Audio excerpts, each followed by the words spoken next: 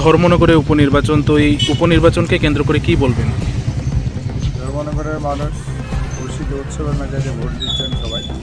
প্রত্যেকটা পোলিং স্টেশনে মোটামুটি 32% এখন ভোট কালেক্ট হয়ে গেছে, ইন অ্যান্ড এভারেজ কালেক্ট হয়ে গেছে। ধর্মনগরের মানুষ শান্তিপ্রিয় মানুষ, সুশৃঙ্খল মানুষ, আনন্দের সঙ্গে ওনারা ভোট দিচ্ছেন এবং আমাদের বিশ্বাস আর গণদেবতারা ভারতীয় জনতা পার্টির পক্ষে পদ্ধতি নিয়ে ভোট প্রদান করবে।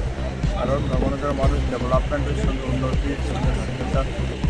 কাজেই আমরাও ভারতীয় জনতা পার্টির কার্যকর্তারা আগামী দিন এই ধর্মনগরকে আরও সুন্দর করে সাজিয়ে তোলার জন্য সবার সহযোগিতা আমরা উন্নত ধর্মনগরে দেবো।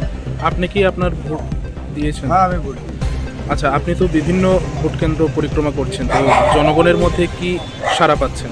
কেমন সাড়া পাচ্ছেন? রয়েছে জনগণের, আর সবাই চাইছেন যে এইবার আবার ভারতীয় জনতা পার্টি 2018-2023 যেভাবে এখান থেকে জয়লাভ করেছে, এইবারে বিগত দিনের সমস্ত রেকর্ড ভেঙে বিশাল